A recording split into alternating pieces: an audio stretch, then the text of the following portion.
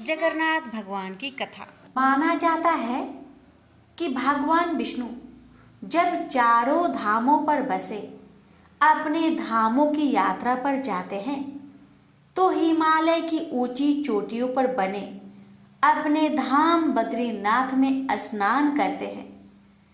पश्चिम में गुजरात के हरिद्वार में वस्त्र पहनते हैं, पुरी में भोजन करते हैं और दक्षिण में रामेश्वरम में विश्राम करते हैं।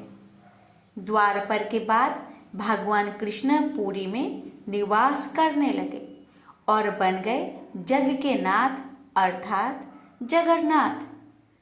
पुरी का जगन्नाथ धाम 4 धामों में से एक है। यहाँ भगवान जगन्नाथ बड़े भाई बलभद्र और बहन सुभद्रा के साथ विराजते हैं। हिंदुओं की प्राचीन और पवित्र 7 नगरियों में पुरी उड़ीसा राज्य के समुद्री तट पर बसा है।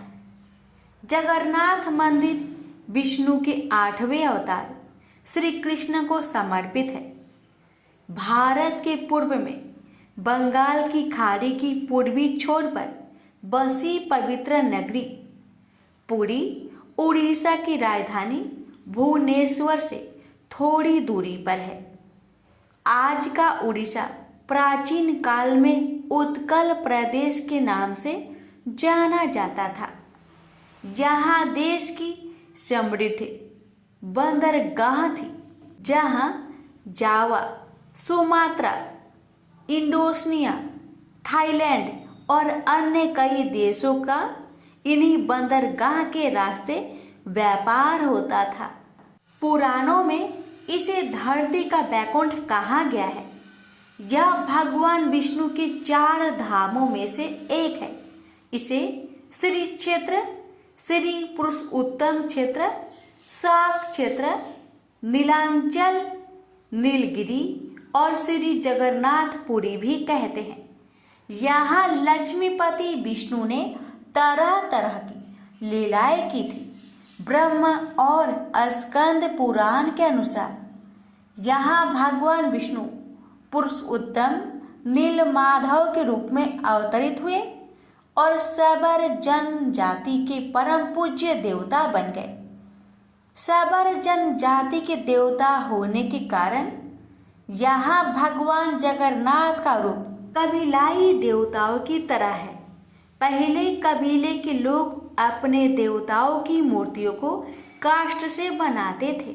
जगन्नाथ मंदिर में सबर जनजाति के पुजारियों के अलावा ब्राह्मण पुजारी भी है। ज्येष्ठ पूर्णिमा से आषाढ़ पूर्णिमा तक सबर जाति के दैतापति जगन्नाथ जी की सारी रीतियां करते हैं। पुराण के अनुसार नीलगिरी में पुरुषोत्तम हरि की पूजा की जाती है। पुरुषोत्तम हरि को यहाँ भगवान राम का रूप माना गया है। सबसे प्राचीन मत्स्य पुराण में लिखा है कि पुरुषोत्तम क्षेत्र की देवी बिमला है और यहाँ उनकी पूजा होती है। रामायण के उत्तराखंड के अनुसार भगवान राम ने रावण के भाई विभीषण को अपने इक्ष्वाकु वंश के कुल देवता भगवान जगन्नाथ की आराधना करने को कहा। आज भी पुरी के श्री मंदिर में विभीषण बंदापना की परंपरा कायम है। स्कंद पुराण में पुरी धाम का भौगोलिक वर्णन मिलता है। स्कंद पुराण के अनुसार पुरी एक दक्षिणावर्ती संघ की तरह है और यह 5 कोस यानी 16 किलोमीटर क्षेत्र में फैला है। माना जाता है कि इसका लगभग 2 कोस क्षेत्र बंगाल की खाड़ी में डूब चुका है। इसका उदर है समुद्र की सुनहरी रेत, जिसे महोदधि का पवित्र जल धोता रहता है। सिर वाला क्षेत्र पश्चिम दिशा में है, जिसकी रक्षा महादेव करते हैं। शंख के दूसरे घेरे में शिव का दूसरा रूप ब्रह्म कपाल मोचन विराजमान है। माना जाता है कि भगवान ब्रह्मा का सिर महादेव की हथेली से चिपक गया था और वह यहीं आकर गिरा था।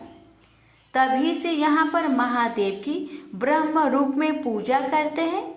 शंख के तीसरे वृत्त में माँ बिमला और नाभि स्थल में भगवान जगन्नाथ रथ सिंहासन पर विराजमान है।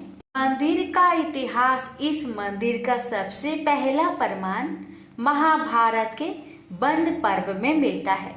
कहा जाता है कि सबसे पहले सबर आदिवासी विश्ववसु ने नील माधव के रूप में इनकी पूजा की थी। आज भी पुरी के मंदिरों में कई सेवक हैं जिन्हें दैत्यापति के नाम से जाना जाता है। राजा इंद्रधुम्न ने बनवाया था यहाँ का मंदिर। राजा इंद्रधुम्न मालवा का राजा था, जिनके पिता का नाम भारत और माता सुमति था। राजा इंद्रधुम्न को सपने में हुए थे जगन्नाथ के दर्शन। कई ग्रंथों में राजा इंद्रधुम्न और उनके यज्ञ के बारे में विस्तार से लिखा है। उन्होंने यहाँ कई विशाल यज्ञ किए और एक सरोवर बनवाया। एक रात भगवान विष्णु ने उनको सपने में दर्शन दिए और कहा, नीलांचल पर्वत की एक गुफा में मेरी एक मूर्ति है, उसे नील माधव कहते हैं। तुम एक मंदिर बनवाकर उसमें मेरी यह मूर्ति स्थापित कर दो। राजा ने अपने सेवकों को नीलांचल पर्वत की खोज में भेजा। उसमें से एक था ब्राह्मण विद्यापति। विद्यापति ने सुन रखा था कि सबर कबीले के लोग नील माधव की पूजा करते हैं और उन्होंने अपने देवता की इस मूर्ति को नीलांचल पर्वत की गुफा में छुपा रखा है। वह यह भी जानता था कि सबर कबीले का मुखिया विश्ववसु नील माधव का उपहास है और उसी ने मूर्ति को गुफा में छुपा रखा है। चतुर विद्यापति ने मुखिया की बेटी से विवाह कर लिया। आखिर में वह अपनी पत्नी के जरिए नील माधव की गुफा तक पहुंचने में सफल हो गया। उसने मूर्ति चुरा ली और राजा को लाकर दे दी। विश्ववसु अपने आराध्य देव की मूर्ति चोरी होने से बहुत दुखी हुए। अपने भक्त के दुख से भगवान भी दुखी हो गए। भगवान गुफा में लौट गए, लेकिन साथ ही राजा इंद्रधुम्न से वादा किया कि वो एक दिन उनके पास जरूर लौटेंगे। बस शर्त है कि वो एक दिन उनके लिए विशाल मंदिर बनवा दे। राजा ने मंदिर बनवा दिया और भगवान विष्णु से मंदिर में विराजमान होने के लिए कहा।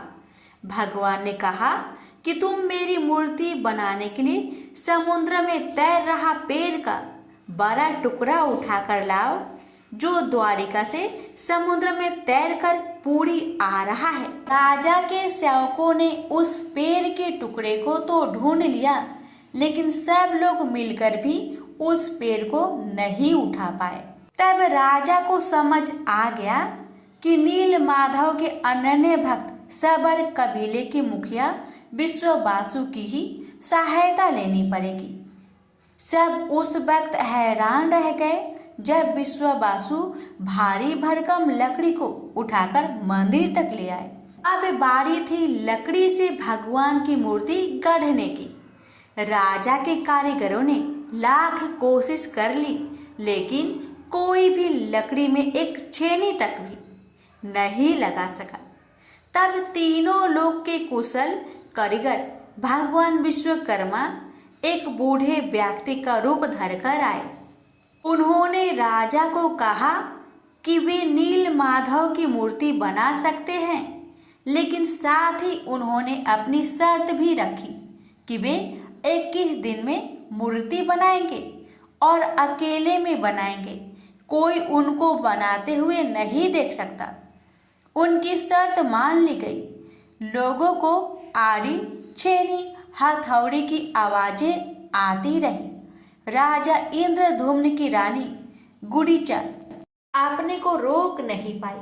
वह दरवाजे के पास गई तो उसे कोई आवाज सुनाई नहीं थी।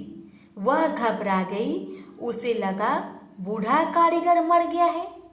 उसने राजा को इसकी सूचना दी। अंदर से कोई आवाज सुनाई नहीं दे रही थी, तो राजा को भी ऐसा ही लगा। सभी शर्तों और चेतावनियों को दरकिनार करते हुए राजा ने कमरे का दरवाजा खोलने का आदेश दिया। जैसे ही कमरा खोला गया तो बूढ़ा व्यक्ति गायब था और उसमें 3 अधूरी मूर्तियां मिली पड़ी। भगवान नीलमाधव और उनके भाई के छोटे छोटे हाथ बने थे, लेकिन उनकी टांगे नहीं, जबकि सुभद्रा के हाथ पांव बनाए ही नहीं गए थे। राजा ने इसे भगवान की इच्छा मानकर इन्हीं अधूरी मूर्तियों को स्थापित कर दिया। तब से लेकर आज तक तीनों भाई बहन इसी रूप में विद्यमान हैं। वर्तमान में जो मंदिर है वह 7वीं सदी में बनवाया था। हालांकि इस मंदिर का निर्माण ईसा पूर्व 2 में भी हुआ था। यहाँ स्थित मंदिर 3 बार टूट चुका है। 1174 ईस्वी में उड़ीसा शासक अनंग भीमदेव ने इनका जीर्णोद्धार करवाया था। मुख्य मंदिर के आसपास लगभग 30 छोटे बड़े मंदिर स्थापित है। प्रेम से बोली जय जगन्नाथ।